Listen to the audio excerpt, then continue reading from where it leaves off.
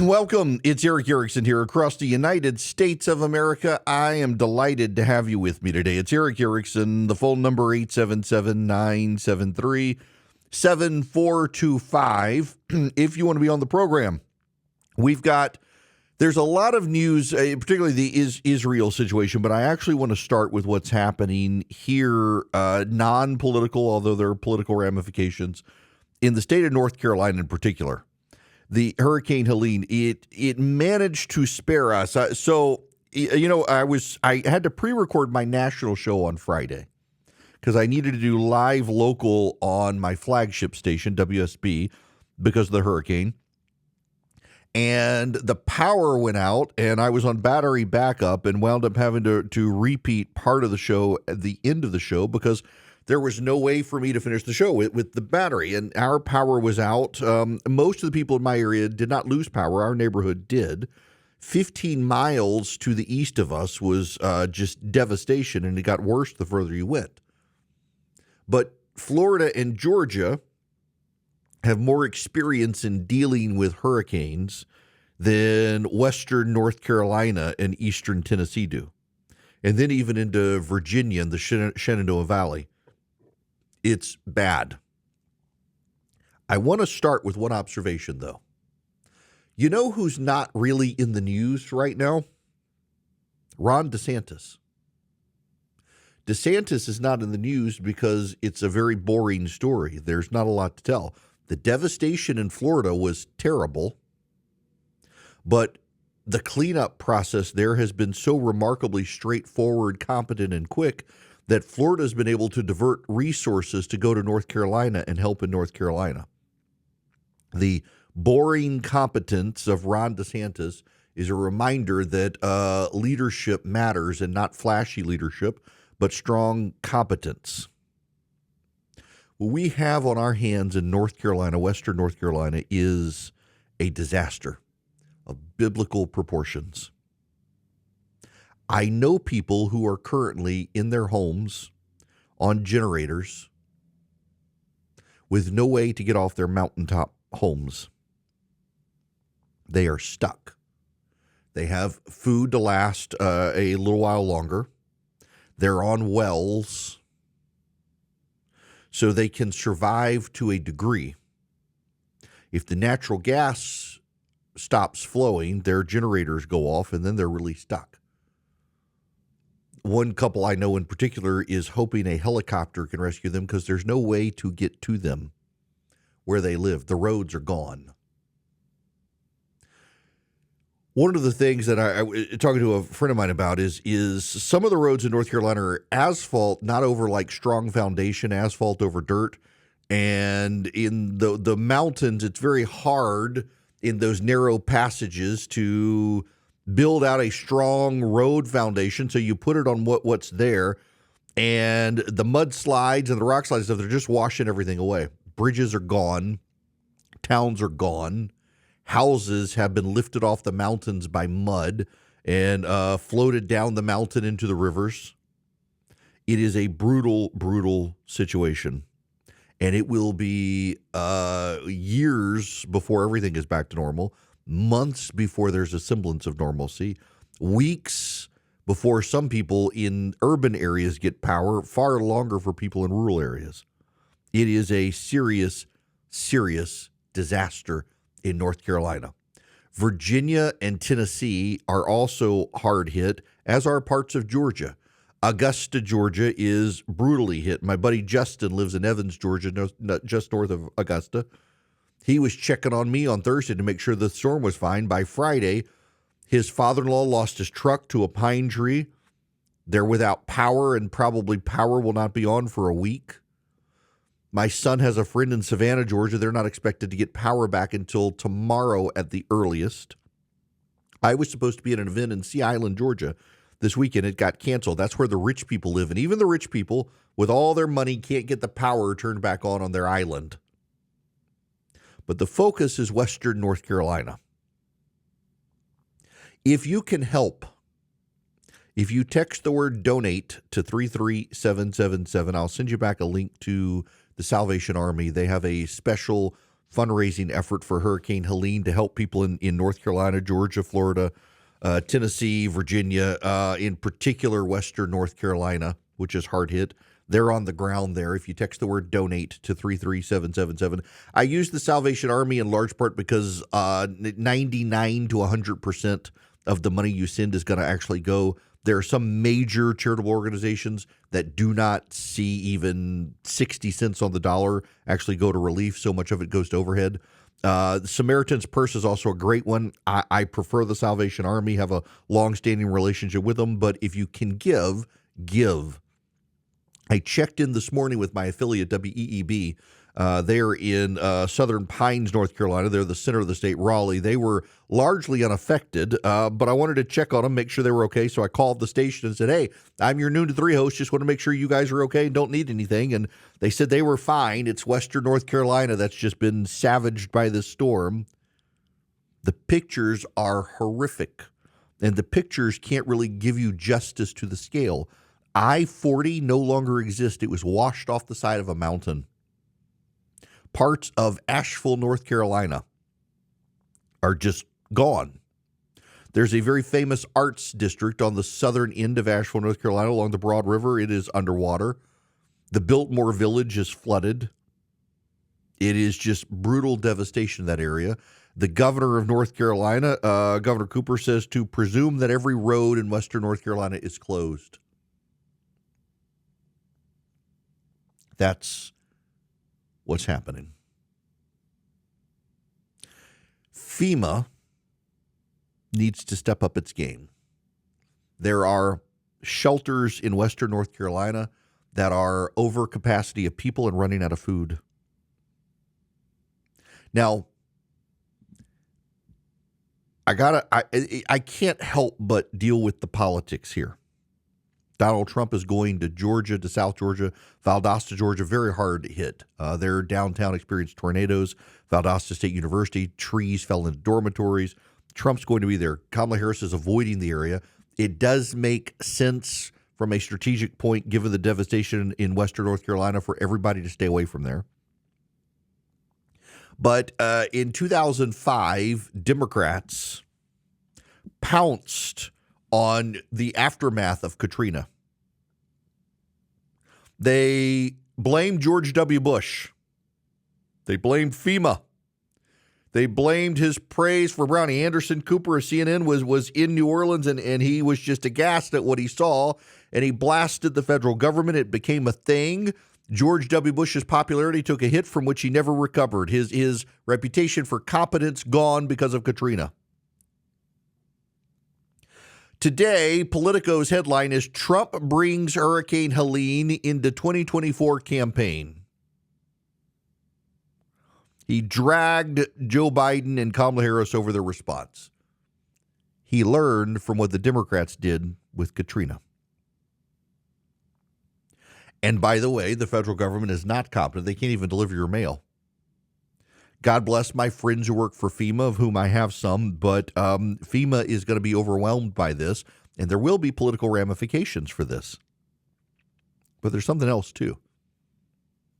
Your friends and family and your neighbors. This is something I say all the time on here, and this is where the rubber meets the road on this sermon of mine on loving your neighbor.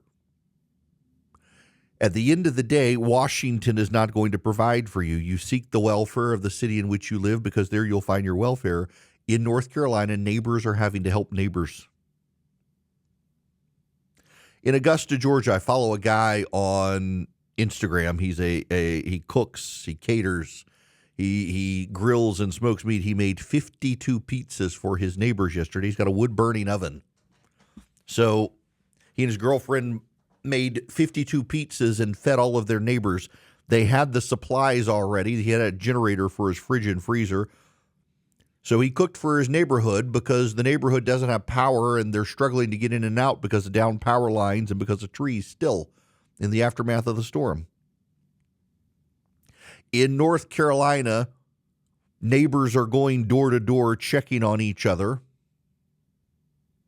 They're carrying messages by foot where need be because the roads are impassable.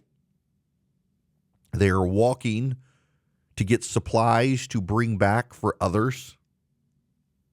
Your neighbors matter greatly. Your community matters greatly. Washington, D.C., I struggle to go full politics in disasters like this. It's far easier for people who have no soul to just dive straight into the political ramifications of this. I struggle to do that because there's so much more that's so much more important than politics at these times. But the politicians are ultimately going to fail you, regardless of what the topic is, even this. They're going to fail you. Your neighbors are the ones who are going to take care of you. Your neighbors are the ones who are going to help you, and you are going to help your neighbors. And your neighbors are local to you. It's not Washington, D.C. It's not to some degree even your state. It's your community around you. It is your city around you, your county. So people got to be invested there. Got to know their neighbor. Your Facebook friend isn't going to come check on you after the hurricane. Your next door neighbor is. There are political ramifications, though.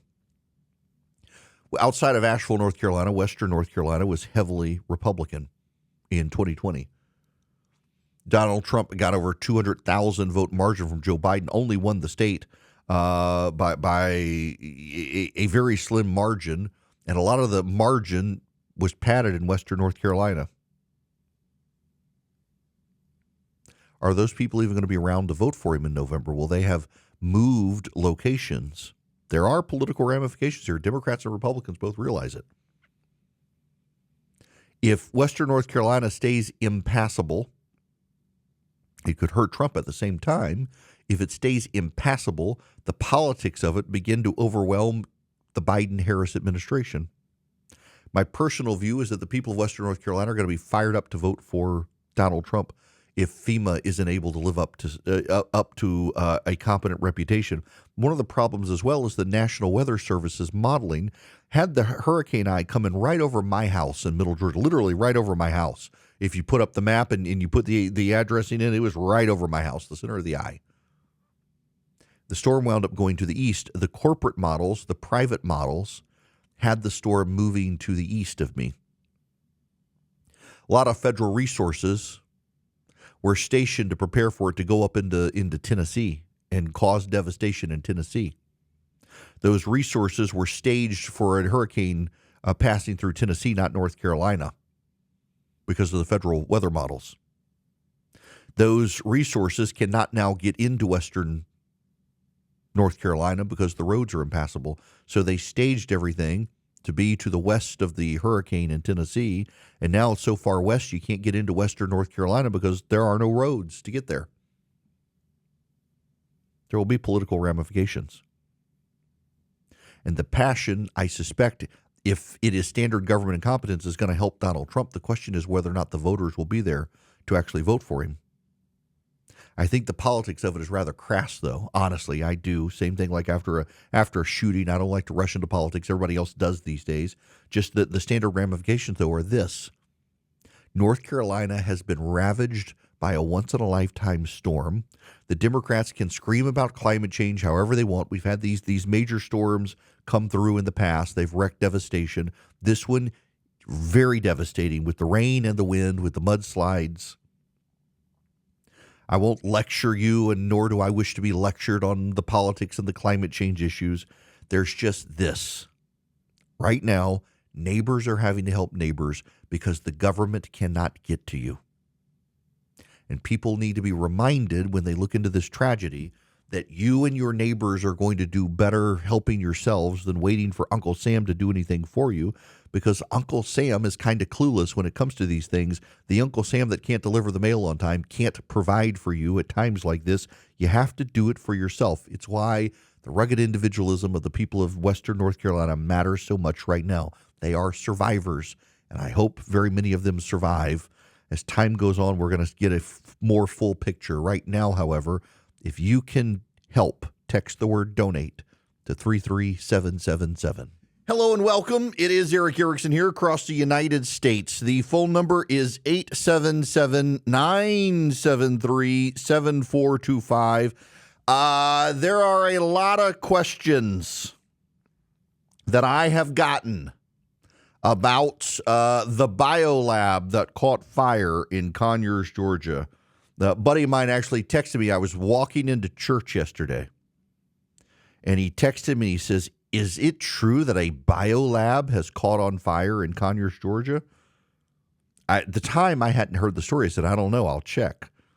So I texted him back and said, "It is Biolab, not a biolab, but Biolab. That's the name of the company. It is not an Ebola manufacturer. It manufactures pool chemicals for spas and hot tubs and pools. And has had a big fire, and there's a chlorine fog all over North Georgia right now. It's chlorine smelling. I shouldn't say people aren't dying from the breathing it. It just smells slightly chlorine. It was a huge fire, and some of the chemicals at this place, when water touched them, caused explosions, and it was a disaster. A lot of people evacuated. But it was kind of wild to me that I was getting text messages from different people throughout the day. Is there a biolab in Georgia that's on fire? I was like, that's the name of the company. It's not bioweapons. I actually want to talk about this when we come back, because the level of just conspiracy theorizing that's out there right now is kind of wild on both sides. It is not a thing on the right. It's a thing across society right now. Nobody trusts anybody, and into it come the hucksters and the grifters and the frauds, seeding worry, doubt, and dread. And it just, it's driving me crazy out there. So I want to talk about it. But no, there was no bioweapons laboratory in Georgia that caught fire. It was a pool chemical company called Biolabs. That's it. Now, I want to move on, because I got to tell you about Hillsdale College. They're such great people, and I would love it if you would go to erickforhillsdale.com. erickforhillsdale.com. You can find out so much more about Hillsdale College. You can get their podcast network. You can get Imprimis completely for free, by the way. You can get their great courses on the Constitution and on citizenship. All you do is go to erickforhillsdale.com, ERICK, erickforhillsdale.com. You'll get a ton of useful information from Hillsdale College. Not only will you get a ton of useful information, but it's free. It's part of their educational mission. It's been part of their educational mission since the 1800s to provide free, useful educational materials for Americans, regardless of who you are. You can get it for free. Their podcasts are fantastic. Imprimis, I've been getting it since I was in law school. Go to erickforhillsdale.com, ERICK, erickforhillsdale.com. Sign up with Hillsdale College today. Begin a great relationship. Improve your mind with Hillsdale College. A buddy of mine pointed to give you a sense of when it comes to the funding, the breakdown and all that. Let me find his where was it? It's kind of, yes, here it is. This is my friend Political Math on Twitter. I know him, real person. In 2020, Chattanooga was hit by a devastating tornado. It completely destroyed Grace Baptist Academy. They got $20 million from insurance and began to rebuild, but had to stop when FEMA denied their request for additional funding. They finally were able to appeal the decision in December of 2023, but are still waiting for FEMA to review and approve the claim. Meanwhile, no work has been done to rebuild Grace Baptist in over a year. Then he puts these pictures of pallets that are just being stored and waited. The pallets are rotting where they stand because FEMA's dragging their feet on getting the funding. No one at FEMA seems to care. No one's going to lose their job. Meanwhile, Grace Baptist students who lost their school building in second grade will probably enter high school still without a school, meeting temporarily at a nearby church. It's just wild. It's the bureaucracy just consumes everything. Some of these towns in North Carolina are never going to recover. Just we're seeing FEMA bureaucracy drag its feet in bureaucratic fights. It's sad. Now, that actually is a perfect transition to what I wanted to get to right now. As the government highlights more and more its incompetence, and government's always been incompetent, but we're really seeing more government incompetence after COVID. And I want to review for you just very quickly part of my theory. Part of my theory is if you go back to ancient Rome, the glory of Rome meant everything to everyone. And so the bureaucrats could keep the empire running even as the emperors were killing each other and the armies were fighting. The bureaucrats kept Rome running because it was for the glory of Rome. When Christianity took over, that's when Rome's real decline began. If you read Gibbon's in the History of the Decline and Fall of the Roman Empire, that the smart people stopped giving their all to the glory of Rome and started giving their all to the glory of the church. And pretty soon the bureaucracy could no longer competently run Rome because all the best bureaucrats were now ministers in the church. In this country, after World War II, a lot of people realized the United States needed to be strong and a force for good in the world, and they moved into government with the aim of building up the United States into being the best hope for civilization and to avoid nuclear holocaust. The heirs of those people saw how those people were so committed to it that they came into power, ensuring the mission of continuing to perpetuate the United States as the last best hope for mankind. This third generation of bureaucrat post-World War II that's taking over things, all they've ever known is the competencies, and they take it for granted. And because they take it for granted, the competencies of government have begun to collapse around us.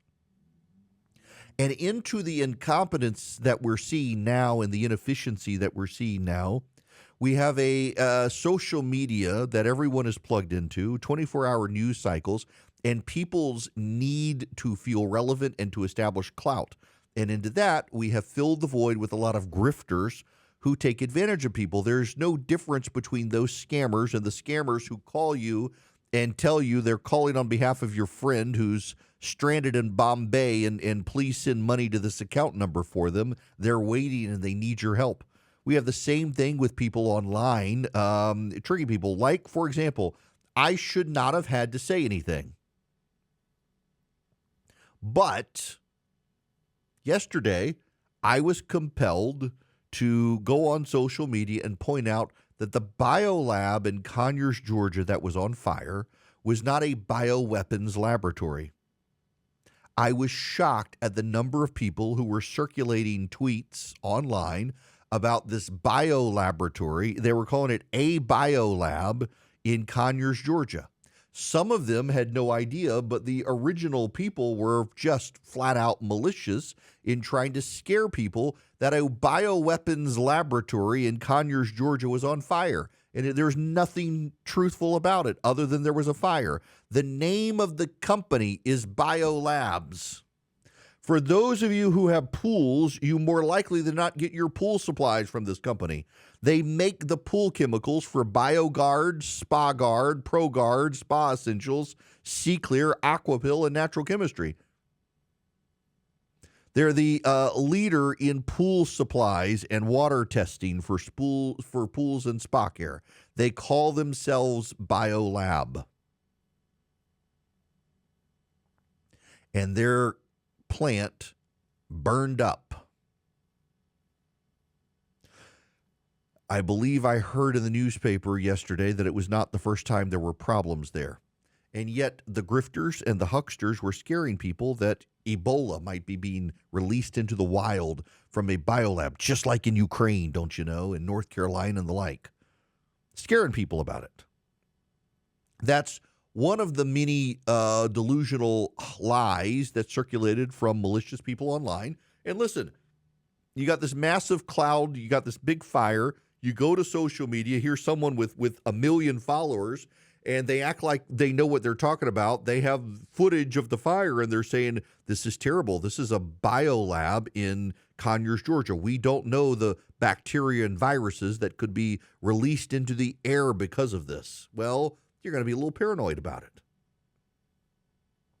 A friend of mine texted me the other day, and it's kind of funny because it happened to me this morning. I had never seen it before.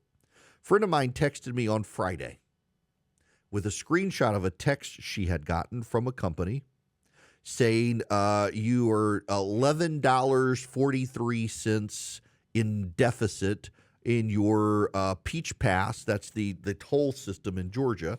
click this link to fill up your account before you get a ticket. And she texted to me, says, is this real? And no, it wasn't real. It was from but it looked legit. It totally looked legit.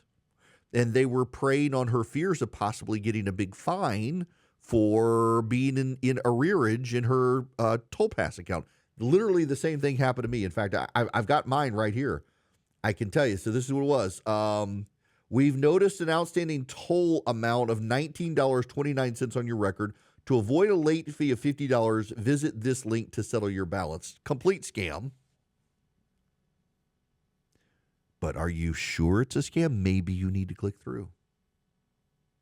It's the same thing that's happening to people on social media who are going for news and they're being misled. Think about the ABC News affidavit.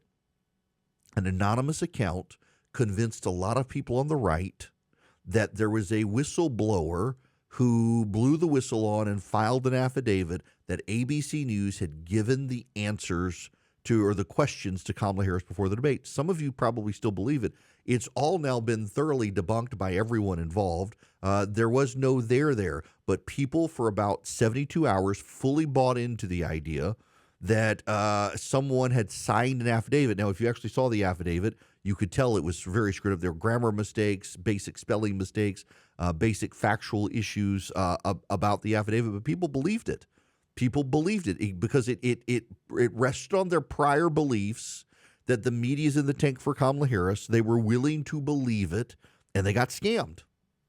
There was also the Travis Kelce, Taylor Swift was going to endorse Joe Biden and get engaged at the Super Bowl story. That I know a guy who, when I was scoffing at this and saying, of course it didn't happen, he's like, well, how can you blame people for not believing it? I was like, I can blame people for believing it because it was a stupid rumor fueled by a bunch of idiots on social media that you shouldn't believe. It's like, no, there were credible people who were suggesting it, and it all made sense. You know she's in the tank for Biden. Yes, she's in the tank for the Democrats. She always has been. That doesn't mean she's going to get engaged at the Super Bowl as a big win for them. The whole thing was dumb. But people, once they buy into this stuff, they're hard-pressed to admit they got fooled because then they've got to admit they're foolish. And the Democrats love to point this stuff out about how so many Republicans are just buying into all these crazy conspiracy theories, except it's the Democrats who bought into the Steele dossier. To this day, Democrats are with epistemic certainty convinced Russia stole the election for Donald Trump, and they have to believe it.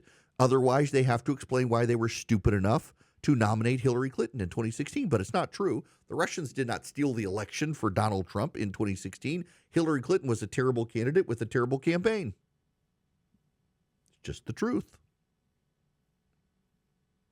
Or what about the Charlottesville stuff?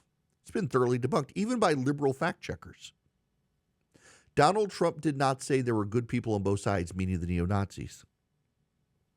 What Donald Trump said was that on the debate of whether or not to take down statues of Confederate soldiers, there were good people on both sides. There were those who believed that they were symbols of heritage, not hate, and they shouldn't be taken down. There were people who believed they were hate, not heritage. They should be taken down. There were good people on both sides. Kamala Harris, Joe Biden, others have all said, no, this is Donald Trump talking about the neo-Nazis, that they were good people.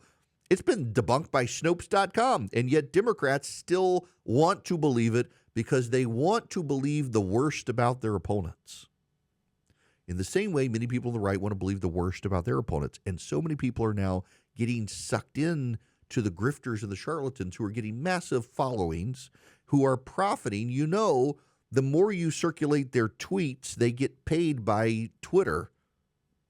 So that's what they're doing. They're seeding these things about a bioweapons laboratory in Conyers, Georgia, catching on fire because they know you're going to have questions about it. You're going to either engage with the tweet or retweet it and ask questions about it, and that's going to make them money. Twitter has made lying profitable, and both sides are doing it. Remember the FEMA camps? I know someone who was convinced there were FEMA camps up in North Georgia.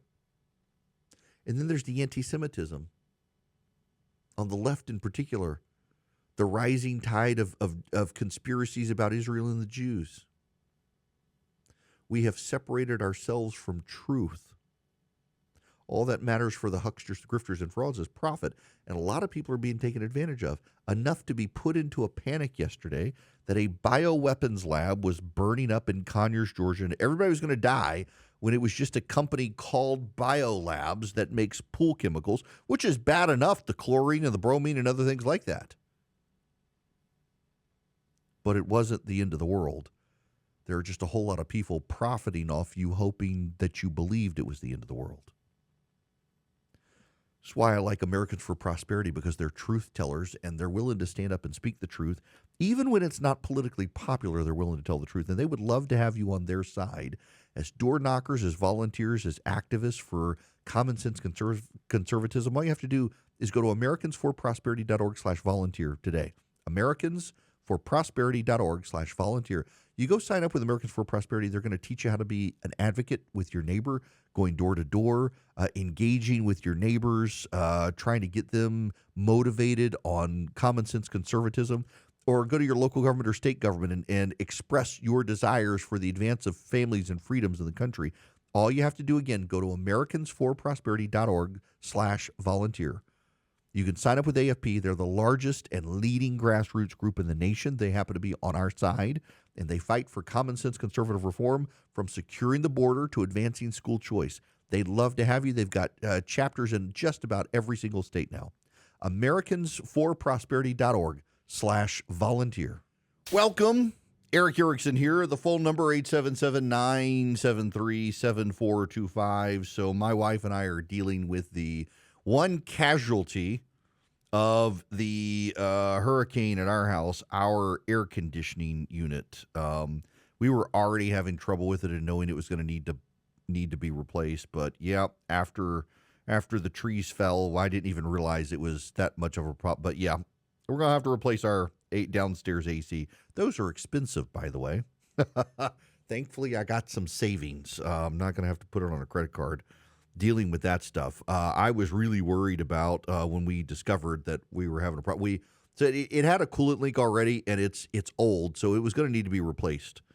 And what I discovered from the air conditioning guy actually is that because of federal government regulations now, the coolant that is in that air conditioning unit is harder and harder to find because it's been phased out. And even our newer unit, we've got two, one for downstairs, one for upstairs. The newer unit upstairs, that coolant is on the way to being phased out, and it's just becoming more and more expensive to put an air conditioner in your house, even with federal tax credits and stuff like that. It is a tax. Environmentalism is a tax on the poor, basically. Thankfully, I've got the money to afford it, putting in a bigger unit and stuff than what we had.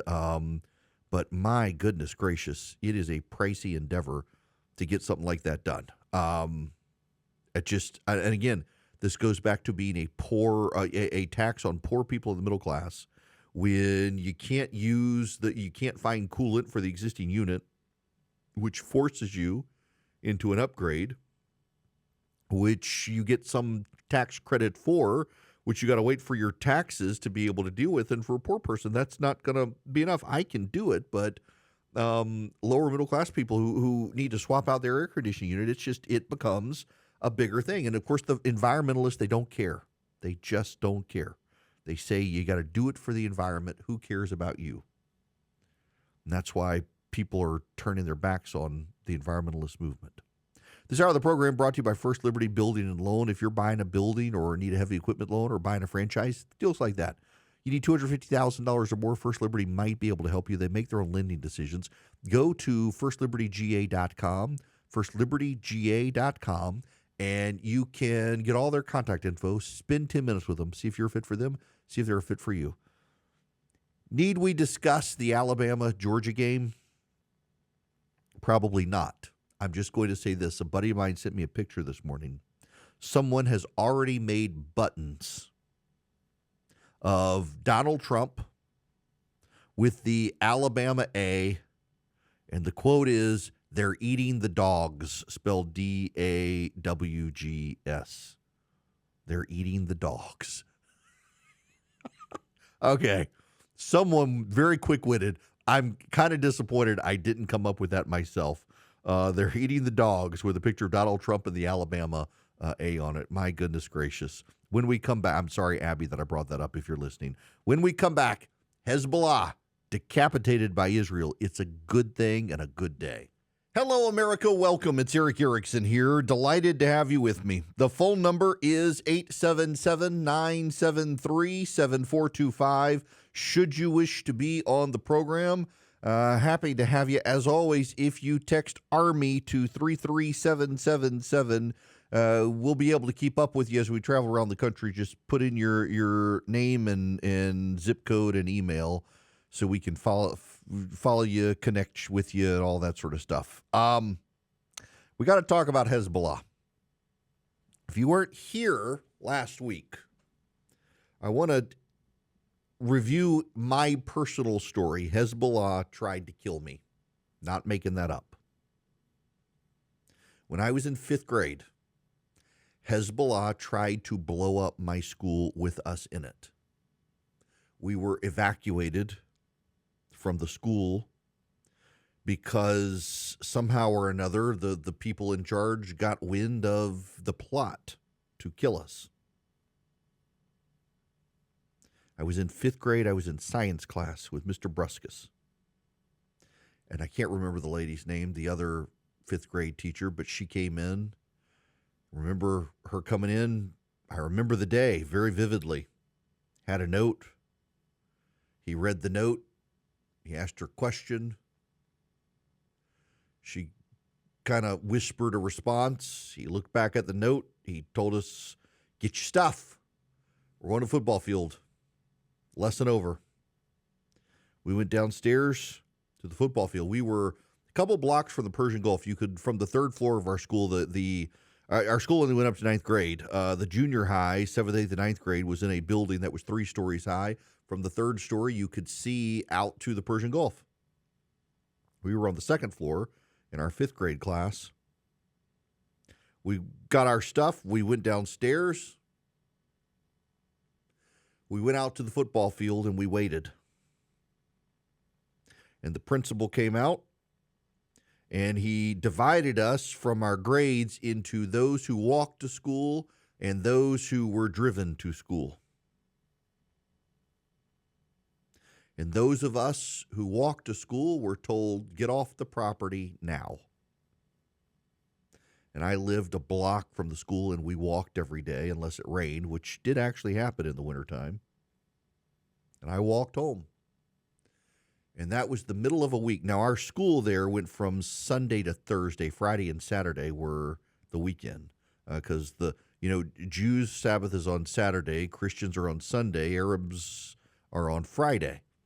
So our school's weekend was Friday and Saturday, and we were at school on Sunday to Thursday. And this had to have been like on a Tuesday or a Wednesday because it was middle of the week, basically. And we didn't go back to school until the next week. Hezbollah tried to kill me and my friends. And the leader then is the leader as of last week, Hassan al-Nasrallah, rather, and he's dead. Good riddance. Good riddance. Israel has the right to defend itself, and what is galling to me, and one of my disappointments with the Reagan era, is that Ronald Reagan should have eliminated Hezbollah at the time, and they did not. Hezbollah orchestrated the killing of hundreds of Americans in Lebanon. They bombed our embassy and blew up our Marine barracks in Lebanon. And it's the same leadership that Israel slaughtered in the last week. Over 9 days, Israel cut off every head in the Hezbollah Hydra. What's remarkable to me is that Israel killed the leader of Hezbollah and then within hours killed the guy who was designated to replace the longtime leader of Hezbollah. They wiped them all out. And now the Iranians are kind of unable to support anything. Now, you should know, according to press outlets, that Israel is now telling the White House it is planning a limited ground operation in Lebanon, and it could start at any moment. An invasion. Tanks are massed on the border. Reservists have been mobilized. Israel means business. Hezbollah, they intend to wipe out. They have killed the leader of Hamas in Lebanon, who also happened to be the head of the teachers' unions. The United Nations Refugee Program for Gaza, turns out that the head of the teachers' unions for the UN Refugee Program was also the head of Hamas for Lebanon, and he's dead too.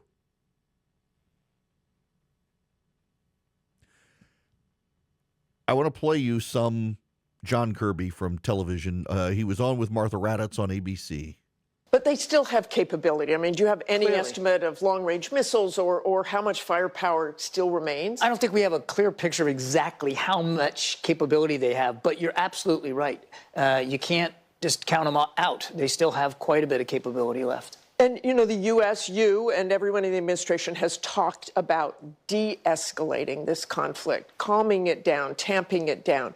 But let me ask you this. Why shouldn't Israel, at this point, when Hezbollah is so vulnerable, when they've had so many people wiped out, just go full bore after Hezbollah? Look, I think to a degree, both things can be true, Martha. Israel has a right and a responsibility to eliminate this threat to their people and to their land, to their sovereignty. It is a terrorist organization. They are still launching missiles and rockets at Israel, and they have a right to be concerned about whatever infrastructure remains of Hezbollah. This is a well-armed, well-resourced group. At the same time, we believe that we do need to look for ways to de-escalate the tensions, to prevent this from becoming an all-out war, which is why the G7 nations got together the other night and called for a 21-day ceasefire to see if we can't find time and space for diplomacy to work. Both things can be true at the same time. One more clip.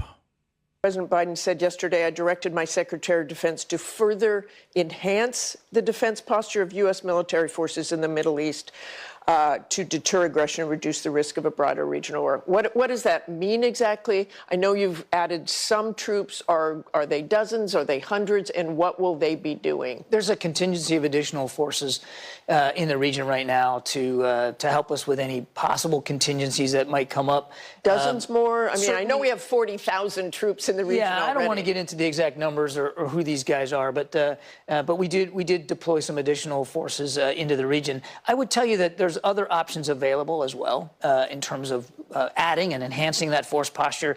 I'm not prepared this morning to talk about that in any great detail or make any announcements. That'll be up to the commander-in-chief to do. I would add, though, that we now have more force capability in the Middle East than we did in April when Iran launched hundreds of missiles and drones. So there is already a very robust military capability to defend ourselves and to help defend Israel if it comes to that. And we should help defend Israel. But here's the thing. And I mentioned this before, but you've got to understand this picture. Picture Israel. The southern end of Israel is Hamas. Used to not be funded by Iran, but became funded by Iran, and Iran helped them orchestrate the October 7th attack. That's on the south end of Israel. The north end of Israel is Hezbollah. Hezbollah essentially controls Lebanon, but is a terrorist group. There is a commitment in Lebanon that no armaments will be south of the Litani River, and Hezbollah has routinely broken that commitment. That was part of a deal to get Israel out of Lebanon in the 1980s after they invaded. So you've got Israel bookended on the south and the north by groups funded by Iran, not to mention Syria, the northeast. And then you've got Iran, and Iran has ballistic missiles capable of leaving the atmosphere and returning, and they can aim them at Israel, or so we are led to believe. Israel has been dissuaded from going after Iran's nuclear capabilities because if Israel tried to go after Iran's nuclear capabilities, Hamas in the south and Hezbollah in the north would come storming in, and Israel would suddenly have a multi-front war if it tried to go after Iran's nuclear capabilities. And now Hamas is devastated. Hezbollah is devastated. And the supreme leader of Iran, the Ayatollah, has been placed in essentially a witness protection program so Israel can't find him and take him out. They're so worried about the Ayatollah that Iran has put him in a secure location. And I want you to understand something. Israel has done us a favor. Israel has avenged the lives of Americans killed by Hezbollah for decades. Israel has avenged those that Hezbollah wanted to kill, people like me. I got to say, this conversation came up on my porch last night, and y'all know I can say this. Maybe I shouldn't, but I can. We got on the subject of the whole pager thing. It is the most Israeli thing ever. So they set up a shell company. They sell the pagers to Hezbollah. They lace them with explosives. Israel is the only nation on planet to profit off killing its opponents. I mean, the Hezbollah literally bought the pagers from Israel. Israel made money back and then wipes out Hezbollah. It's one of the greatest things ever. People are going to be studying this for generations to come on how successful Israel was at pulling this off. And now they've continued to decapitate the leadership, so much so that Iran is left scrambling. And what we're seeing is Iran doesn't seem to have the capabilities. Now, let's go back several months. Iran launched all those missiles at Israel. They killed a couple cows and some desert plants. And people on the left said, well, that was just to show what they could do. And all the military experts were saying that's nonsense. You do not launch that number of missiles at Israel unless you intend to do damage. You don't do that for show. But everybody else said, no, that had to be for show. If Iran wanted to blow up Israel, they absolutely could have blown up Israel, except they didn't then, and they're not doing it now, which suggests they don't actually have the military wherewithal to be able to do what they said they could do. That's why they fund subversive terrorist organizations. That's why they fund spies and assassins, because they're not actually capable of launching a frontal attack on Israel. And it seems like Israel has now called their bluff. The situation could absolutely further destabilize. It's probably going to. As Israel goes into Lebanon, it's probably going to provoke a greater response. And at this point, Israel doesn't care. Since October 8th, 2023, the day after that awful attack by Hamas, Hezbollah has been raining rockets down on Israel, and Israel has had enough. You have poked the bear, and the bear is now coming for you. And it turns out that Hezbollah's great protector, Iran, is a paper tiger in the face of a real angry bear. Hell is coming. Israel is delivering it. And good riddance to Hezbollah. They get exactly what they deserve. Greetings, conversationalists. Welcome. It is Erick Erickson here. The phone number 877-973-7425. If you are willing to do so and have the means to do so, if you text the word donate to the number 33777, I will send you back a link to the Salvation Army's Hurricane Relief Program. There are a lot of great nonprofits out there. A lot of great church nonprofits, the Southern Baptists, their North American Mission Board, the PCA has a North American Mission Board helping. Samaritan's Purse is great. I've always partnered with the Salvation Army because every penny that you donate actually goes to the relief. It doesn't go to overhead and administrative costs, and I appreciate that. If you text donate to 33777, you can donate. It is going to real need. There are shelters right now in North Carolina that are overwhelmed with people and they don't have enough food. There are a lot of people who can't get out and about, and you have a lot of relief organizations right now with boots on the ground, chainsaws, cutting down trees, clearing land, making it accessible, going up into the mountains, rescuing the people who are stranded. So every dollar you can give is really going to help. If you text donate to 33777, that it will be greatly appreciated. It's a great way for people to help. A buddy of mine was telling me that his parents are older, and they were without power for a few days, and they got on their 4x4 and were able to make it across the mountain into a town and buy cases of water. They've been driving back and forth, and these are more elderly people driving back and forth, delivering cases of water to neighbors. Their power's come back on, so they've unhooked their generator and given it to a family that needed a generator. And there are these little acts of kindness that are never going to be appreciated, noticed, or spoken of that are happening. Neighbor being good neighbor to neighbor all over Virginia, North Carolina, Tennessee, Georgia, Florida, and then just the remarkable recovery effort that Ron DeSantis has staged in Florida. He's gotten so many people power back on, less than 100,000 people now without power. They should have them all restored by the end of the week. They've been able to do so well in Florida. DeSantis has ordered a portion of his recovery efforts to North Carolina to help there. They think they can get the rest of the work done in Florida without all that manpower just as efficiently, so they've sent them to North Carolina. Other states are sending help to North Carolina as well. The lights are coming back on in Georgia. Georgia Power and the EMCs in Georgia have done a marvelous job getting power back on. Western North Carolina up in the mountains is really where the heart of the damage is, and far east Tennessee. If you can donate, please consider texting the word donate to 33777 and follow that link to the Salvation Army's Hurricane Helene donation portal. Dollar for dollar, penny for penny, your money will go where it needs to go. Right now, I got to tell you about Vision Computers.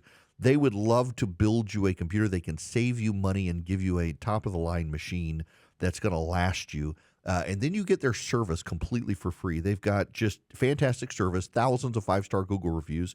If you ever have a problem, you can call them, and they can get you going within 15 seconds.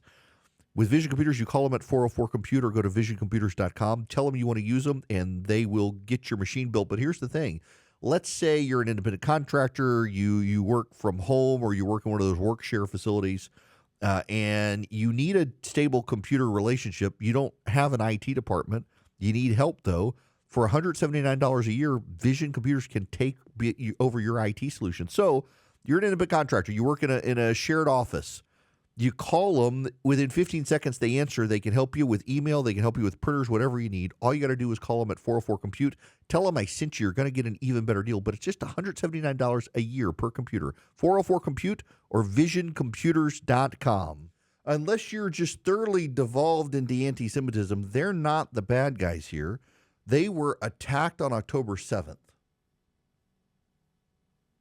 Attacked on October 7th. And on October 8th, Hezbollah started firing rockets at them. They've been on defense ever since. They've moved to offense, and good for them. By the way, Philip texted me. I will read you his text. I sent out the show notes email under my name. You are permitted to fire me on air as long as you plug Substack. For those of you who are new to this program, I get up in the morning. Here's how show prep works for the Erick Erickson Show. I get up in the morning and I have a note on my, the Notes app on your iPhone. I've got my Mac. I have the note up and it's synced with Charlie and Philip. And I start outlining the show. Like, for example, right now I should be talking about the vice presidential debate. Instead, I got to talk about what a screw-up Philip is.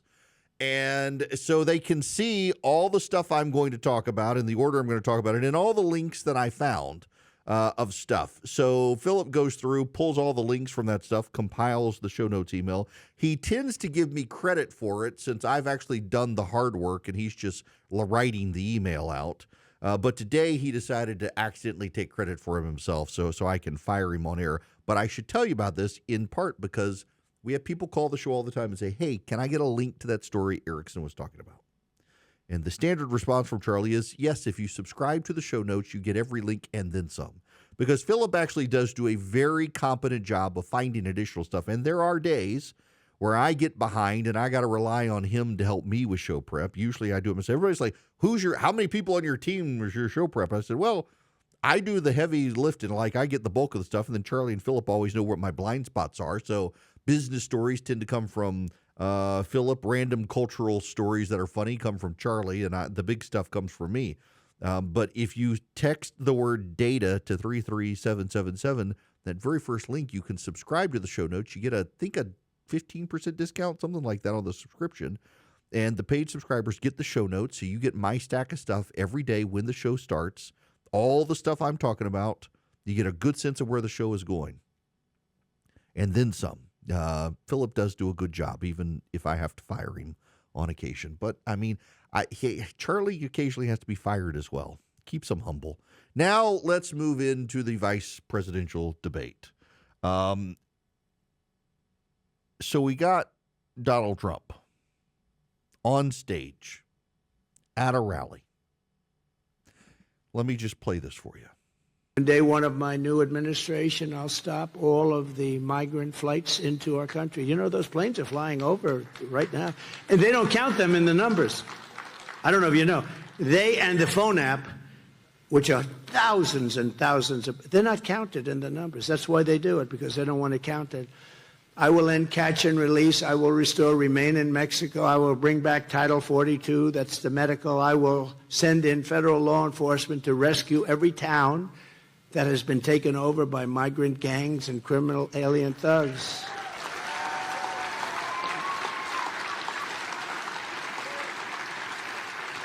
And by that time, many of your towns in this great state will be in that position. It's happening fast. It's happening fast.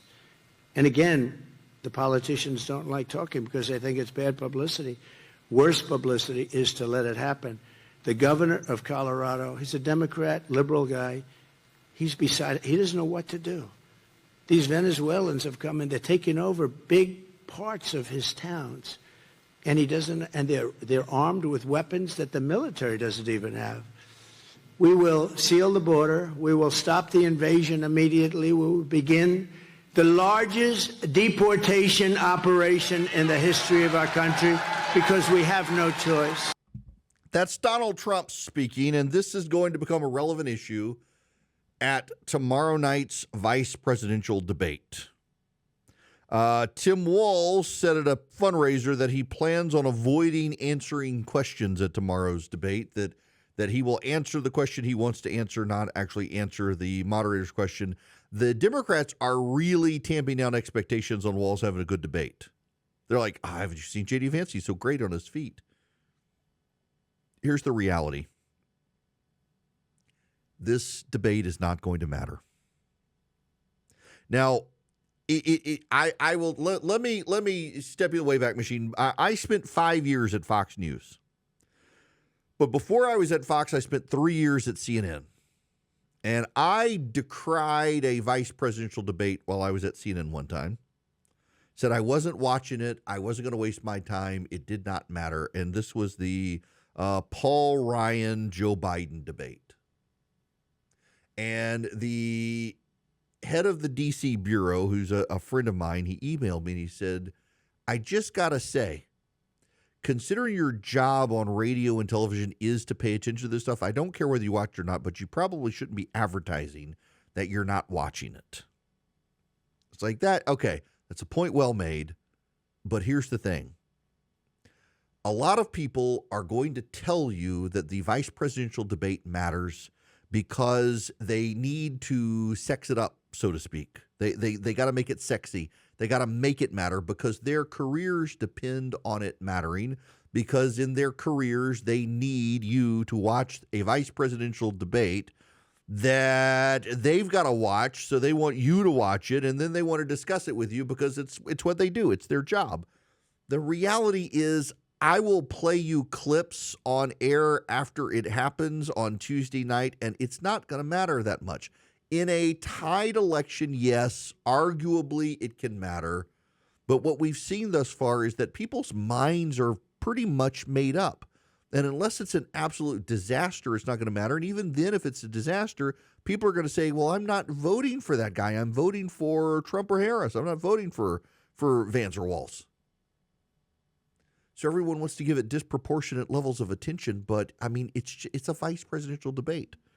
It's only going to matter if Harris or Trump die in office. That's the only way it's going to matter. And then we'll go back and say, oh yeah, that guy, he was a moron in that debate. Maybe we should have rethought who we were voting for. That's it. It's the only way it's going to matter.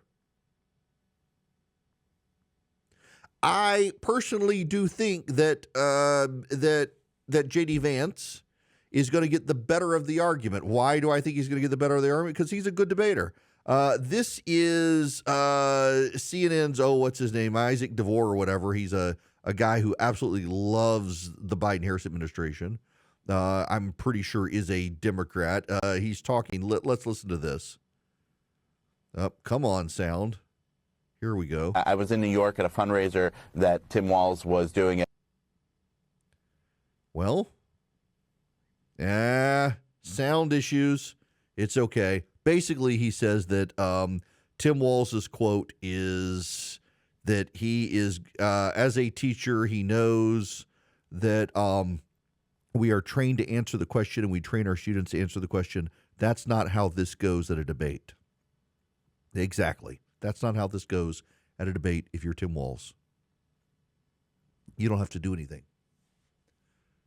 J.D. Vance, I regret to say, is going to miss out on an opportunity because they've announced that there's not going to be fact-checking in the debate. Now, this is good because it does actually put the network in a position to show their biases in ways people don't particularly want at the network. Look at ABC News. ABC has been thoroughly eviscerated by so many people, including by other networks, because their fact-checking of Donald Trump didn't happen to Kamala Harris, and several of their fact-checks they actually got wrong, so even other networks have attacked them. So CBS, which is doing the vice presidential debate, says we're not going to be doing any fact-checking. It actually would help J.D. Vance if they fact-checked. The reason it would help J.D. Vance is because he's great on his feet. The fact checks would inevitably be wrong. They would be biased against him, and he could absolutely destroy the debate moderators and destroy their credibility. So by CBS saying they're not going to fact check, they are essentially out of the gate saying, yeah, we don't want to be on the receiving end of J.D. Vance's firepower and wit. J.D. Vance is probably going to mop the floor with Tim Walz. Now, I know both sides are setting expectations. Like the Trump campaign is saying, well, Tim Walz has done a number of these debates when he's run for office. He knows what he's doing. And the Harris campaign is like, have you seen J.D. Vance on television? I'm with the Harris camp on this, that J.D. Vance is going to be a much better debater than Tim Walz. Tim Walz is a bumbling fool. J.D. Vance is sharp. He knows the facts, and he knows how to rhetorically combat hostile people. I think J.D. Vance is going to have a very good debate. That may reassure people who are questioning J.D. Vance on the right. It's not going to change anybody's mind on the left. I just don't think this debate is actually going to matter that much. In a very, very tied race, which this is, it could matter at the margins, and that's enough. But in a massive change of the dynamics, that's just not going to happen because it's a vice presidential debate, and nobody really cares about vice presidential debates. You know what people care about? They care about their money. They care about their future. And they should care about the secret war on cash being conducted by the government, surveilling you around as you do your shopping with your cash so you think the government can't snoop. Swiss America has been the trusted leader in precious metals for 40 years, and they've been warning people about a secret war on cash for some time. If you're interested in safeguarding your hard-earned cash from this war, you need their report to read. Rated A+ by the Better Business Bureau, Swiss America can educate you on protecting your assets in their report about the secret war on cash. It takes less than 15 minutes to read. It can save on your retirement and finances. Here's what you do. To get a free copy, you mention Erick. That's it, Erick. You don't even have to say Erickson, just Erick, E-R-I-C-K. When you call or text 800-289-2646. If you text my name, Erick, to 800-289-2646, they will get you the free report. The all-out war on cash includes digital currencies. You're using crypto isn't hiding you from the government like you think you are. So read the secret war on cash report to find out. Just mention me when you call or text 800-289-2646.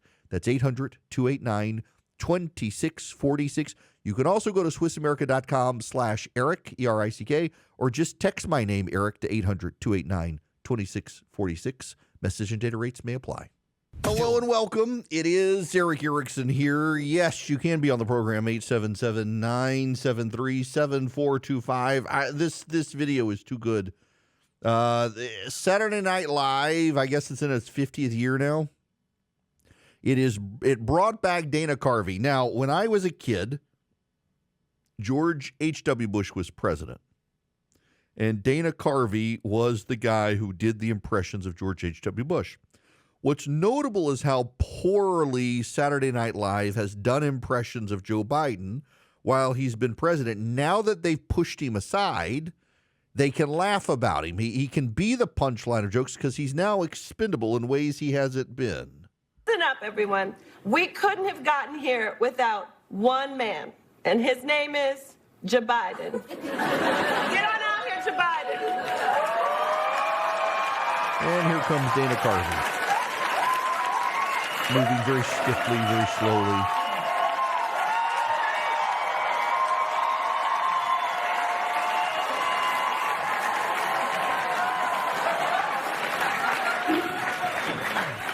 Folks, that's right. A lot of people forget I'm president, including me. But guess what? And by the way,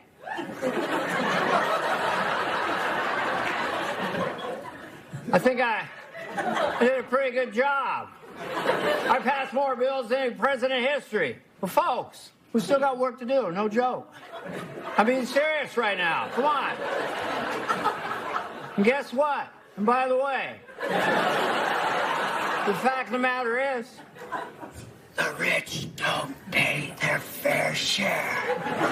They gotta pay the fair share. We gotta build back better. The build back the better, the better, the better. Build back the better. Can't believe it's not butter. Thank you, Joe Biden. Thank you so much. Thank you. Thank you. And I just want to say thank you, Joe Biden. Thank you for putting country first and for handing over the reins. I didn't want to. They made me. And guess what? And by the way, the fact of the matter is, no joke. This is serious right now. He does a great job capturing the way by saying, but notice they couldn't do that until he became expendable. They could not make jokes about Joe Biden like that, advertising his decline. They had to be in on the joke and protective of him. But now that he's expendable, Saturday Night Live can actually do a very funny spoof of him and capture some of Kamala Harris's cadence in speaking. Joe Biden. Dana Carvey did a very good job of it, but he did it in a way that is now allowable because Joe Biden has been put to pasture. It's remarkable admission against interest that they could do something like that and make it funny in ways they haven't in the last 4 years been able to do about Joe Biden. When we come back, John Kerry is on the warpath about the First Amendment. And I actually have some thoughts about the elite in this country wanting to censor people as they continue to promote idiots like Tom Friedman. Tom Friedman, who just the other day declared that things could go sideways very quickly for Israel. This was before Israel started wiping out Hezbollah. The man is just perpetually wrong and in love with China. And the elite want to platform him and censor everyone else, and it's headed to dark places because of it. Hello there. Welcome. It's Erick Erickson here across the United States. I hope you're doing fantastic. The phone number is 877-973-7425 if you wish to be on the program. As always, if you text Erick, E-R-I-C-K, to 33777, you can get the live stream, the show notes, the podcast, the social media links, everything you need. I got a question from a listener who wasn't here in the first hour. So, yeah, for those of you just tuning in, we survived the hurricane fine where we are. It thankfully missed us going east. The private sector corporate models for the hurricane were way more accurate than the National Weather Service model. The National Weather Service model literally had the eye coming over my house. And the private sector models showed it moving to the east. The buddy of mine, who's a professional climatologist, meteorologist, was very concerned about me early on, but as he started seeing the private sector models update, he's like, "You're going to be fine. It's going to miss you. Don't pay attention to the National Weather Service," and that was good to learn because we were fine. There are a lot of people though who are not fine. There are many people dead. If you can help, text the word donate to 33777. I'll get you a link back to the Salvation Army's Hurricane Helene portal. Every dollar you donate will go to relief efforts, and there's a lot of help is needed. Now, I saw this clip from John Kerry over the weekend, and I just want to play for you this audio. It is, again, it's John Kerry. He's speaking, I don't know where he's speaking, but he's talking about the First Amendment. So tough. Everybody's wrestling with that right now. And I think the dislike of and anguish over social media is just growing and growing and growing.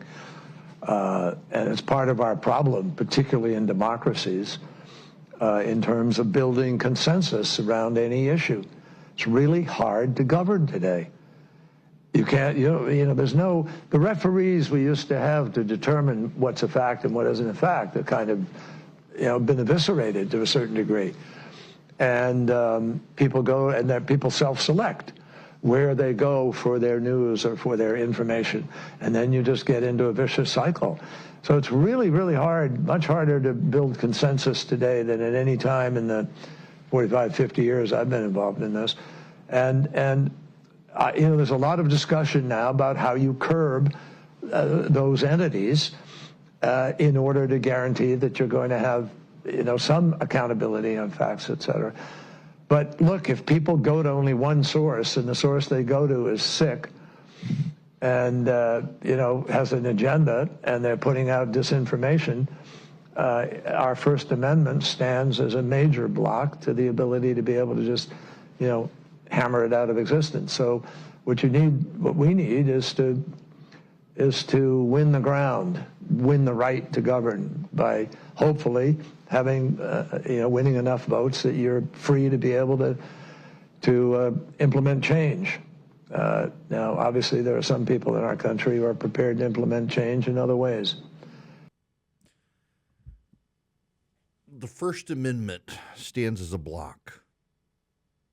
He was very guarded in what he said. You could hear him pause and catch himself, not quite saying, I think, what he probably wanted to say. The First Amendment does stand as a block. Now, listen, as I mentioned in the first hour of the program today, I've got concerns about all this stuff. The number of people who were scared to death at a bioweapons lab caught on fire in Georgia because the name of the plant is Biolabs. It's a pool chemical company, but people on the internet very maliciously were saying it was a biolab. Remember, like the ones in Ukraine, the ones in Wuhan, a biolab was on fire. Oh my gosh. Or the ABC News gave Kamala Harris the questions, and we have an affidavit from someone, and it wasn't true. Or the Democrats. I mean, the Democrats in there, Donald Trump called the neo-Nazis good people in Charlottesville, Virginia, which isn't true. But they continue to believe it. Problem here is the imbalance. The National Press Corps leans to the left and has picked a side, and everybody knows they've picked a side. And the problem here now is that people on the right are going in search of information, and oftentimes they're finding people who aren't willing to give them truthful information, just salacious stuff that isn't true, because those people then make money with the eyeballs. The more salacious stuff gets more clicks, generates more revenue. They don't care about the truth. They're willing to lie to you and keep you constantly in terror. I understand John Kerry's concerns. The problem is, he says that the people who used to give you the information have been eviscerated. Why? They haven't been eviscerated because of competition from more truthful sources. They've been eviscerated because they themselves chose a side. And in choosing a side, they discredited themselves because they became partisan sources. And they constantly, problematically, always benefit the left. So much so the left is convinced that the truth is progressive when it's not. Just the media is progressive. I want to read for you two headlines. Thomas Friedman writes in the New York Times. I have an experience with Thomas Friedman he probably doesn't realize. I was on a train ride. I was on Acela Express, and I was in first class. I was on a book tour. My agents put me in first class on Acela Express from New York to Washington, D.C., and Tom Friedman was sitting across from me. If you don't know anything about Thomas Friedman loves China. Thomas Friedman has written copious amounts on how China is superior. China gets stuff done. We need to be more like China. He's talked about their high-speed rail that they were able to build so quickly that apparently fell over at some point. And I'm on this train with Thomas Friedman. I kid you not, the guy who's the waiter in first class is trying to take stuff from Friedman, and Friedman snaps at the guy. That whatever the guy was doing, he's like taking stuff before Friedman was finished or something like that. He literally does say this would not happen in China. It snaps at the guy. Leave me alone. I was stunned by. I mean, this guy, the steward on first class, we're coming into station. He's got to clean up, and Tom Friedman is yelling at him that this treatment of him would never happen in China. Well, of course, you're a propagandist for China. They take care of you. The willful naivete of people like this. So this is Tom Friedman in the New York Times, July 23rd, the headline, Netanyahu looks like a small leader at a historic moment. And then just last week, the beginning, 2 weeks ago to be fair to him, 2 weeks ago, September 22nd, 2024, this is Thomas Friedman's headline in the New York Times. Why everything is suddenly spiraling for Israel. So in July, he says Netanyahu is a small man. And in September 25th, why everything is suddenly spiraling for Israel.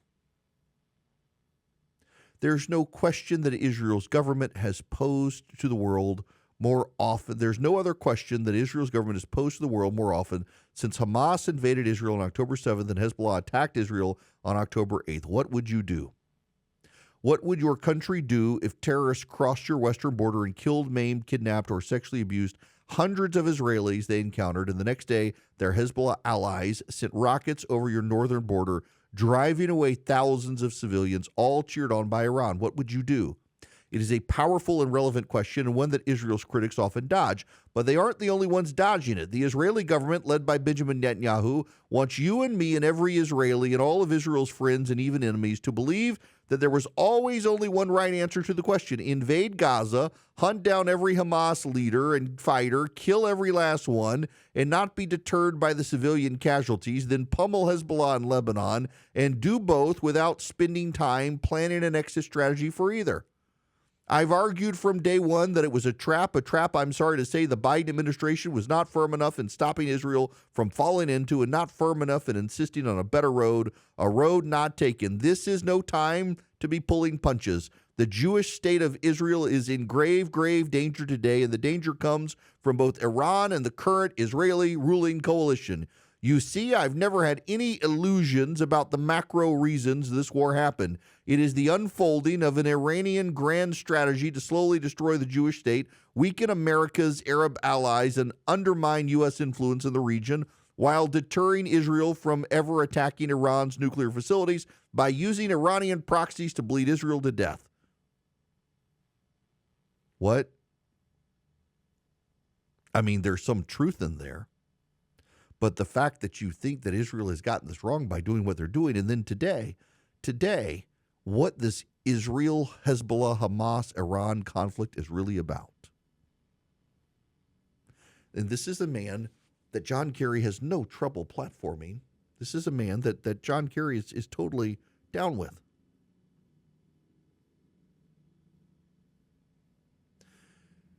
The left in this country hates the First Amendment and hates your ability to speak out and challenge their presuppositions, suppositions, and beliefs, because they want us to go back to a world where you just had ABC, CBS, NBC, PBS, and the New York Times spoon-feeding you the truth. We're not going to go back to that. Some on the right make it easier for them. You know, Tucker Carlson platformed that Daryl Cooper guy who said that Winston Churchill was the bad guy and Hitler the victim in World War II. He's now out defending Hezbollah, attacking Israel for going after Hezbollah. You got people on the right platforming morons and liars and America haters. It makes it easy for guys like John Kerry to say, but you know the greatest way to deal with all the misinformation and disinformation, it's to be competent and truthful. And the left has given up on competence and truthfulness. They just want to censor anyone who disagrees with their prevailing consensus. It's wrong. It is absolutely wrong. The reality is this. The more information we have out, the more speech we have, the better off we are. It's harder for people to navigate these days. People have become very tribal. But the reason people have become more tribal in where they get their news is because the news media itself has betrayed us. The news media itself has destroyed its own reputation. Just look, if you will, at David Mirror's fact checks of Donald Trump in the ABC News debate. The ABC News team got almost every single one of their fact checks wrong and smugly insisted they were right. How can you believe a news media that arrogant and that insular and that protective of the left? You can't. If John Kerry's worried about the First Amendment being an impediment, you know what they should do? They should encourage the media to be fair and honest and have voices that represent all sides. You know, you go on CNN, you got Scott Jennings there. Scott Jennings is the only guy who is really willing to explain people on the right, and it's always 5 against 1 with him. At CNN, you know, I used to be on CNN, and it was 3-1. I was in Scott Jennings' shoes. I'd far prefer it to be him than me. He's better at it than I was. You're more likely to find an honest Democrat and an honest Republican on yelling at each other on Fox News than you are CNN. CNN stacked the deck against the right. News Nation probably does it better than anyone. I'm on Leland Vitter's show. It's really one of the only shows I like being on these days, because he has on someone from the left and someone from the right and eviscerates both sides. He's willing to ask tough questions of both sides. That's what the news media at one time was supposed to do. Now they're all in it to protect the left, and so you got guys like John Kerry saying, unfortunately, we've got the problematic First Amendment in this country. Yes, we do, and the problematic First Amendment is what's going to save us, because it's going to elevate voices above the fools that the news media considers the elite voices, because the elite are proving themselves to be incompetent. Hello there. Welcome. It is Erick Erickson here across the United States. I am glad to have you with me. This is Governor Roy Cooper talking about the cleanup efforts underway in North Carolina on CNN. The emotional and physical toll here is indescribable. I will be talking with people this morning. I'm going to head to one of the hospitals, to a mass feeding site, to get one-on-one from people what's happening to them right now. I will be taking with me FEMA Director Criswell, who will be with us. We plan to Starlink and talk with President Biden while we are there. I talked with both President Biden and Vice President Harris last night. They pledged their full support. This is going to be a tremendous effort in the short run, but looking at it in the long run, with the hundreds of roads that are destroyed, communities that were wiped off the map, we have to make sure that we get in there, are smart about rebuilding, doing it in a more resilient way. Now, a lot of people have hung on to this last part, doing it in a more resilient way. I am legitimately not an expert in this. However, I think the point he's making is something I mentioned earlier. In a lot of the mountainous terrain in western North Carolina, they essentially carved out a path of the mountain and poured down asphalt. There wasn't really a foundational underpinning to the roads like there are in some states, like Georgia, for example. It took them a lot longer to build those roads through the mountains, but they built more of a foundation underneath the asphalt so they wouldn't be wiped out by mudslides. That's not the case in those parts of North Carolina, which, by the way, has much more mountainous region and needed to get in there. But I'm going to give him the benefit of the doubt that this wasn't some call for environmentalism, but just got to make the roads last longer in North Carolina, and that's going to take time. Now, I got to tell you about the Eden Pure Thunderstorm. Y'all, I've got one of the new ones, and you can, if you go to EdenPureDeals.com, you can use Erick3, ERICK3, as your code to buy 3 of the new Eden Pure Thunderstorms. In fact, let me go EdenPureDeals.com, and on the very front page of the website, you'll see enter your host code word. You put in Erick3, ERICK, the number 3, click the submit button, and then it will reload you to the Eden Pure Thunderstorm 3-pack. This is an air purifier, and it wipes out odors. It doesn't just give you the best of filtering. It gives you odor elimination. It wipes out 99.9% of contaminants. All you have to do is put in the discount code ERICK3. You'll get 3 of them, save $200, get them for less than $200. EdenPureDeals.com. The discount code is Erick3. Welcome. It is Erick Erickson here. The phone number is 877-973-7425. Should you wish to be on the program, I have waited until now for the raw politics of the show. It's time to consider where we are after a weekend with polling coming out and the like. And let me give you the rundown. And I want to start with this. I've gotten emails from people about all the polling that's out there. And I constantly have to tell people, don't look at the individual polls. Please stop looking at the individual polls.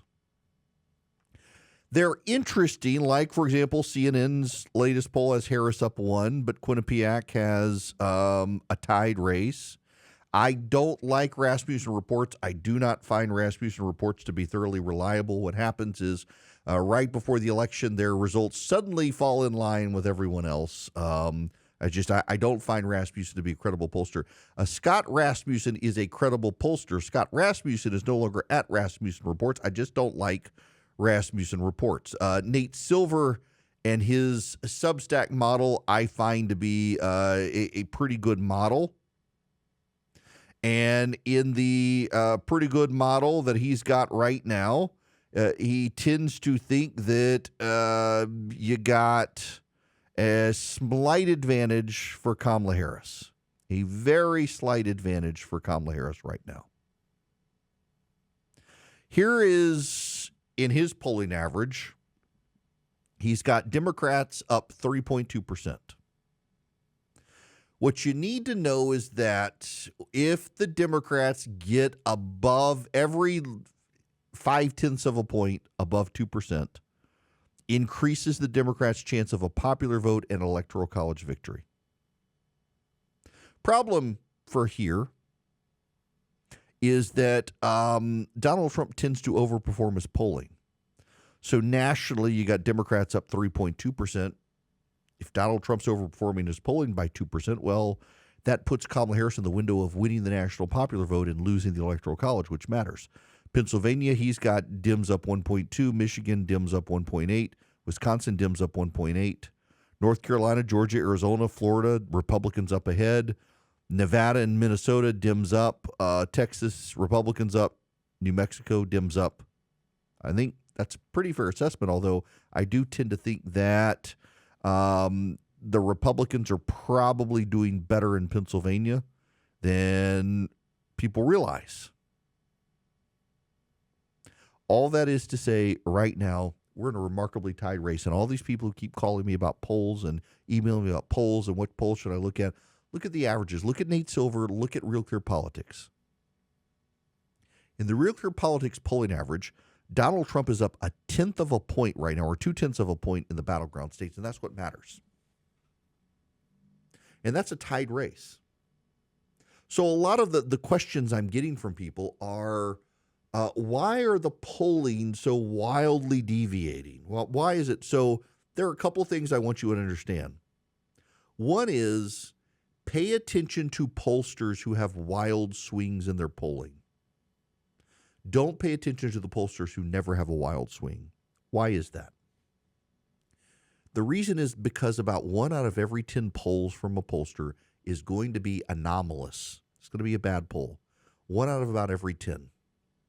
If your pollster never has a bad poll, it means the pollster is adjusting the weight of his poll constantly, which means the pollster is adding his bias to the polls every time. The pollsters who occasionally have wild swings that deviate from everybody else, those are the reliable ones. That's why I like the New York Times Siena College poll. Now, the New York Times Siena College poll is a better poll in off-year elections when the president's not on the ballot because it's easier to gauge turnout of parties.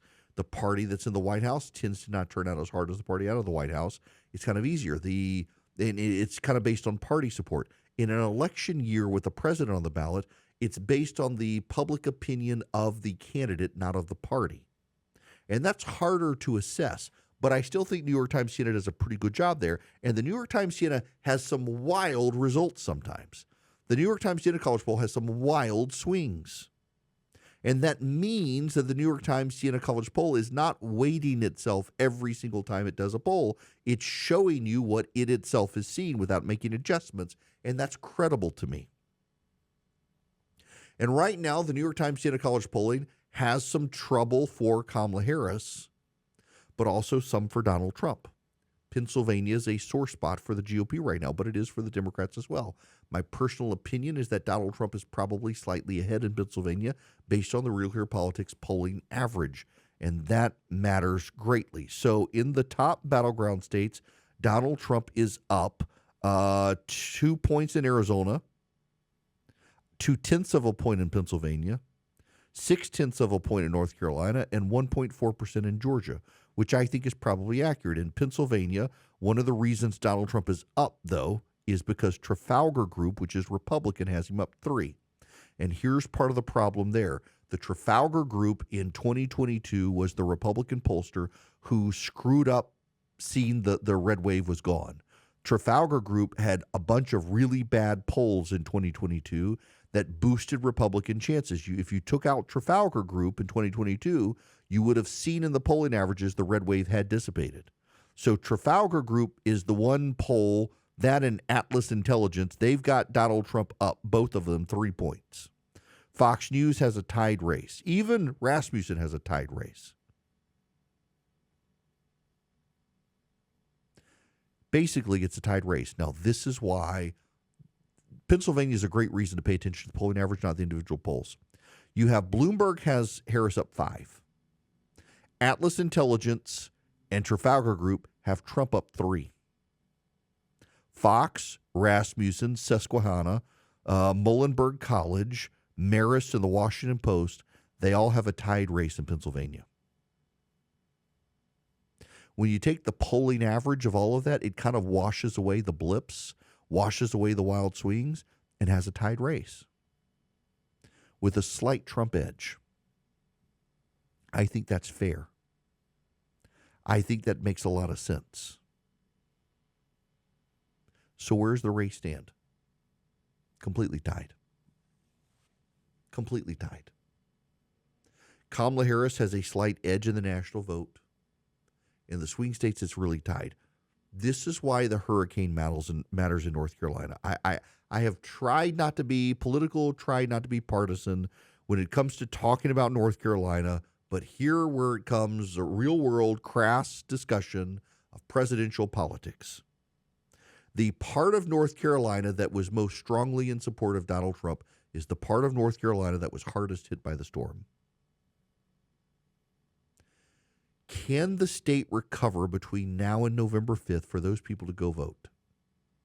Because it's going to be hard for them to early vote. It's going to be hard for them to absentee ballot right now because you can't even deliver mail. You can't deliver absentee ballots in part of North Carolina right now because the roads are gone. The Postal Service can't get there. And Donald Trump's advantage in North Carolina came from that. So here's what I expect to have happen.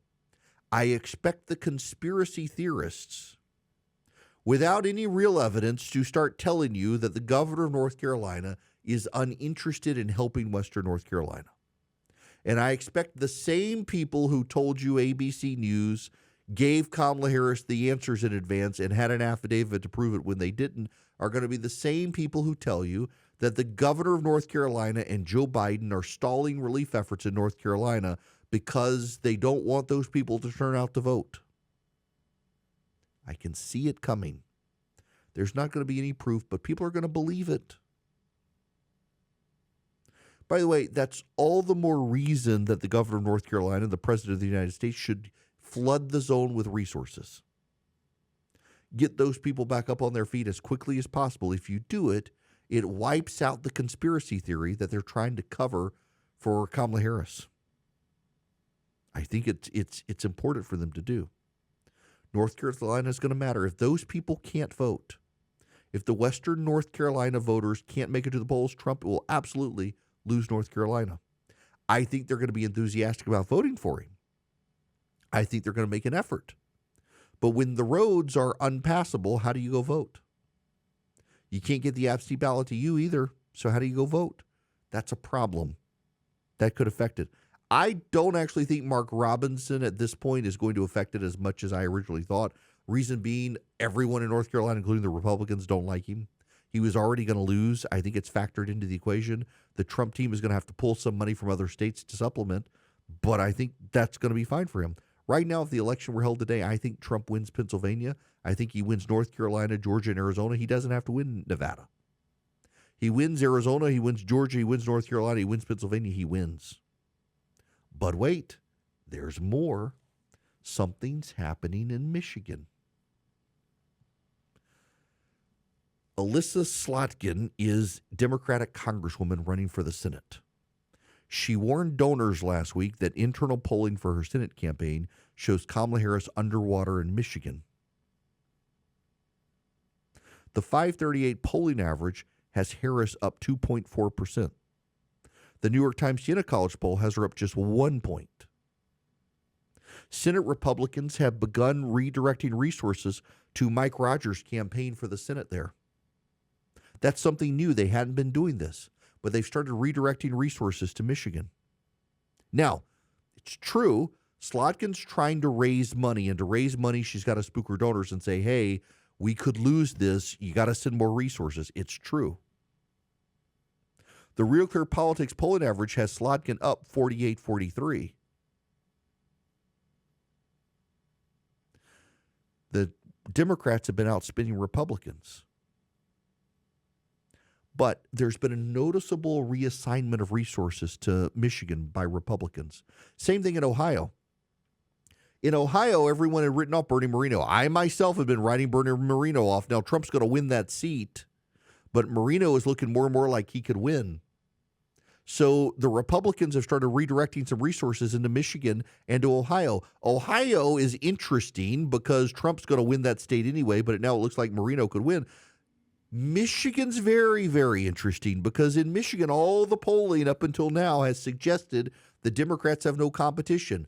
And when Slotkin sent out the email and spoke on this donor call saying we could lose Michigan, people interpreted it as she's just making a power play for money. She wants more money to close out the race. But suddenly Republicans have redirected resources there. That tends to be a sign, in my experience, remember, internal polling is way more important than external polling. Internal polling tends to be more accurate, more comprehensive, more detailed data. The fact that the Republicans took some internal polling that they have not made public, that's another big key that it's a credible poll. They haven't made it public. We know they've done internal polling. We know they're not telling us what it says, but we know they're now starting to move money into Michigan that suggests a real Republican pickup opportunity. If Donald Trump wins Arizona and Georgia and North Carolina, he could win Michigan, lose Pennsylvania, and still win the race. He has way more paths than Kamala Harris. I'm rapidly reaching the point that when the race is over and Donald Trump wins, everyone's going to kind of look at each other and say, yeah, that makes sense. Of course, if he loses, they'll all scream it was a stolen election. But right now, I still kind of think Trump can lose. It's a tied race. But right now, he's probably ahead. And that's why the Democrats are starting to freak out. Now, you may be freaking about your bank. I don't want you to. I want you to use Old Glory Bank. In fact, if you go to oldglorybank.com today, Old Glory Bank can become your bank. They're going to set you up right. You can get a no-fee checking, a no-fee savings account. You can do loans with them. You can get mortgages with them. They're a real bank. You can even though they're an online bank, without a local bank branch near you, they've mastered being able to figure out how you can deposit cash, cold hard cash into your Old Glory Bank account. And I've used the feature, and it works great. Their app is tremendous. Their debit card is great. You can even turn it on and off. If you misplace your card, you're not sure you lost it, you can pause it, turn it back on if you find your card. Very great service. OldGloryBank.com. It's my bank. I have no fee checking account. I have a no fee savings account with them. I like them so much I've invested in the bank. OldGloryBank.com. You can get a loan from them as well. You get mortgages. You can build a relationship with them. OldGloryBank.com. Takes less than 6 minutes to go online, fill out the form, and get your account up and going. They'll send you your debit card in the mail. OldGloryBank.com. Member FDIC. Equal housing lender. Terms and conditions apply. Welcome back. It is Erick Erickson here across the United States of America. I'm having some computer issues here, but I want to see if I can play you some of this from Harry Hinton on CNN. That just jump off the screen. Sirens. All right, this is union households. This is Democratic margin in presidential election. It ain't what it used to be. You know, you go back to 1992, Bill Clinton won that union vote by 30 points. Hillary Clinton only won it by 12 points back in 2016. That was the lowest mark for a Democrat since 1984, Mondale versus Reagan. But look at where Kamala Harris is today. She's only leading by 9 points. That would be the worst Democratic performance in a generation, 10 points off the mark of Joe Biden, who, of course, won 4 years ago, was sort of that union guy, Union Joe, right? Won it by 19 points. She's 10 points off his mark, and the worst in a generation, if this, in fact, holds, Sarah. It is interesting to note that the difference between this, and Biden still won. Still won. But those numbers are significantly down. All right, talk to me about manual labor, those folks who went to trade schools. Yeah, those folks who use their hands. I think a lot of people oftentimes conflate the union vote with those who use their hands. Mike Rowe, of course, has been arguing more people should go to trade schools, more people should get a vocational degree. Look at this margin. This, to me, oh boy, does this tell you about the state of our politics now versus back in the early 1990s. Margin among vocational and trade school grads in pre-election polling. Bill Clinton was leading that vote over George H.W. Bush by 7 points. Look at where Donald Trump is today over Kamala Harris, a 31-point advantage. When I think people think of the working class, they think of people who use their hands, and we know that Donald Trump has been going after that vote, and he is in a very strong position, more so perhaps than any other bloc. The folks who go to trade school, vocational school, that has moved from being a core Democratic group to now being a core group of Donald Trump's massive amount of support among the working class. I got to say, I have a theory on this. It's not race. It's not really even the Trump economic plan per se. It's that the Democratic Party elite put those people down. They are presumed to be racists. They are presumed to be ignorant. They are presumed to be uneducated. They are presumed to be beneath the care of the elite. They presume that these people need welfare when they just want a fair day's work. And these people, because they are installing your air conditioners and your stoves and your plumbing, they understand what the regulations from the Democrats are doing to you. I mentioned this at the beginning of the show. I got to get a new air conditioner for our downstairs. It already had a leak, had debris fall on it during the hurricane that just have completely messed it up. At this point, it's got to go. And I can't, even before that with the leak, I couldn't really get it topped off because the government has now banned the refrigerant in it. So at some point, I'd have to get a new one anyway. And if you're in the middle class, you're in the working class. I mean, I'm putting a $12,000 unit in my house. It's absurd. Now, I thankfully I've got savings. I'm going to wipe out some of my savings I set aside for stuff like this. But it is such a burden on the middle class and on the working class. And the Democrats don't care how their policies affect these people. They think, well, we'll just give them a tax credit. And they don't even appreciate that you can't take the tax credit immediately. You got to wait for next year's taxes to do it. It's appalling, the treatment of the working class by the Democratic Party. They do not care about these people, and they know Donald Trump does, and that's why he's going to win.